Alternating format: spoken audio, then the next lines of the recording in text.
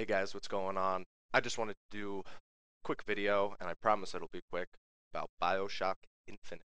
I have finished the single player campaign on hard, not yet on 1999 mode, which is, I don't think it's possible, uh, not without a lot of practice and memorization. But it is probably the best single player game I've ever played. And yes, that is over the original Bioshock, which came on the disc. But just want to talk about why this game is so good. First, graphics. The way that it's designed make it more attractive to the eyes. It's not about these deep detailed textures, although if you play it on the PC version, they are there. It's more about just it's just good to look at, I guess. It's not the best graphics, but they're graphics that are easy on the eyes. You're not, you're looking around and, things are still detailed and you can really see their facial expressions, which is becoming bigger and bigger in this new generation of gaming. Plus, there's tons of details around. You can find so many things that, fit in and don't fit in with the BioShock world, but they're all, cohesive. They all make you believe in this world and that it's actually possible. We know it's not, don't worry. Second thing is the world itself. The world itself must have taken so long to decide on how it was going to be designed because this world is unbelievable. I mean, first of all, it's huge. Sure, it's mostly a linear game, but you'll never feel lost, and at the same time, you'll always be exploring, which is great. You know, um, because the world is so big, if you press up on the D-pad, comes up a little arrow that tells you where to go. But more often than not, you'll be using that arrow to find places where you shouldn't go. Like you'll see a door and you'll know you can go through this door. So you'll press up, be like, okay, I'm not supposed to go this way. Let me see if there's anything around. That's what you'll use it most often for. And then after you've done all that, you might use it to get back on track. But the fact that they're not always pointing you where to go gives you the freedom to really roam around and I would like to see a playthrough of someone's first playthrough, someone not using it at all and still like finding their way around because I think that it's a perfect addition to the game. And there are some points where it messes up, but you can usually get around that by just exploring yourself and letting it, change its track. If you ever, I know there was one point in the game towards the end where that happened, where it was just pointing me to a place that wasn't going anywhere and it just kept telling me to turn around. So I just walked around a little bit and eventually it rerouted to the correct place I was supposed to go. Um, Next thing are the characters. Both Elizabeth and Booker DeWitt are extremely well done characters. I think that not only are their voices good, their designs good, but their characters are just so well explained, especially Elizabeth. She kind of reminds me of Clementine from The Walking Dead in a way that there's just so much work put into you trying to make you fall in love with this character. And the detail around her character is just immense. No matter where you are at any point in the game, if she's just looking around and there's just innocent civilians around and you're not trying to fight anyone, if you just listen to her, she'll eventually like go over to something and she'll look at it and she'll examine it. She'll go over to people and listen to them. She'll comment on what other people are saying. She's constantly interacting with the world, and also the fact that she's always looking for ammo and health and salts, all of those things. um she's just one of the best AIs I've ever had. I think she is the best AI I've ever had in the game. She's useful.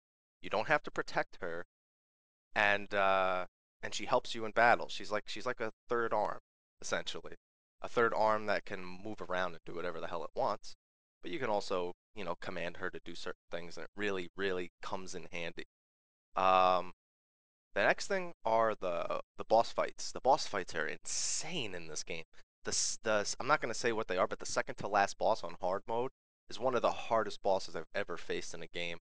It's just so hard to keep up with everything this boss does, and the boss doesn't really do too much. The boss just doesn't fucking give you any chances, and it never feels like there's enough ammo in the area. It never feels like there's enough weapons, and even the weapons you do get, you barely get the opportunity to use them, and the boss takes so many hits. And the final boss is just, oh my goodness, I can't even say it because then I'll ruin what the boss is. Yeah, and this is supposed to be spoiler free. Um, there's a lot of homages to modern civilization. If you've watched any other review, you know that there's this thing called tears that Elizabeth can break into, and she can use them to summon objects, and they're a really major, point of the game, and it really revolves all around her character. But there's some nice, tears around the world that are completely optional to find, and you'll hear songs from like the 1980s, or you'll hear conversations from our time. There'll be things that don't fit in, and it'll make you go, "Wow, I can't believe I just heard that." And it's they're nice little Easter eggs, and there's Easter eggs to a lot of things in the game. I'm not gonna say exactly what they are, but especially towards the end of the game, everything just goes ape shit. When you think you know what's going on, you don't know what's going on. Okay? I'm telling you right now, unless you spoiled yourself already, you are going to be absolutely amazed. But it'll all make sense, is the thing. It's a story that's immersive because they put so much work into you understanding and believing the story. Not only that, it's a story you want to experience again. This isn't like a story, oh, I finished single player. So I said I'm done. I'm going to return the game. No, it doesn't feel that way at all. You just want to go back and maybe try and look at some things you might have missed. Try and find more of those little Easter eggs. Uh, there's also a lot of extra little things to do. Obviously, there's a ton of achievements.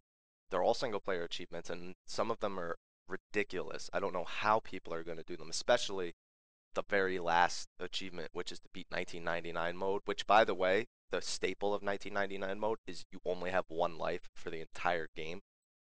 Um, and you have to do that without ever buying ammo, health, or salts from one of the vending machines. And I just don't know. I thought for the first half of the game, it seemed easy. I used dollar bill machines just because I wasn't doing that achievement, and you have to do it on 1999 mode. But as I got towards the end of the game, I would run away from fights just to find a dollar bill machine because I had no ammo and I was just getting fed up. And I died like maybe 5 6 times just to get extra ammo to fight the bosses with. And yeah, I couldn't believe how great the game was. And I mean, this doesn't have anything to do with Bioshock Infinite itself, but the fact that it comes with the original Bioshock is just a great inclusion. You pay $60 for a single player game. Even they're like, yeah, we should probably give them Bioshock the original, just so they could play it. Maybe just so they have somewhat of a knowledge of what to expect, or so they can go back and reminisce, maybe, or if they haven't played it yet, they can see why Bioshock Infinite or why Bioshock the original was such a great game. It holds everything true to the Bioshock name without copying it completely. But trust me, when you get to the end of the game, you are just gonna go ape shit over some of the things they include, especially the story itself. Just remember to pay attention to everything to try and piece it all together before the end because I was blown away. You wait for that moment where you get the twist, and those twists just happen over and over and over again. There's no way you could have possibly seen it coming. And that's what's so great about the game is that it's not predictable. It's a single player only experience. Some would say, that's not worth $60.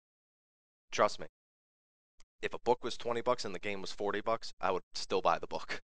I would buy the book just to read the narrative of the story that's in the game. And that's what it feels like. It feels like $20 for the book for the story itself because it is that much worth it. And $40 for the game experience, which is phenomenal, especially if you play it on hard. I recommend playing it on hard, even if you're not good at FPS games. Even if you want to experience the story, it just elongates the experience and it makes it that much more enjoyable. That's all I really have to say about the game. I could say so much more, but you know what? I'm gonna give it a perfect 10 out of 10 for a single player game, which is so rare. Skyrim's the only other game I would really give that 10 out of 10, and now that it has mods, it's definitely a 10 out of 10. So that's all I have to say. If you were on the line about picking it up, if you were on the fence, go pick it up. Trust me, it's two games in one, and both the games are phenomenal. So until my next game review, I will see you guys later.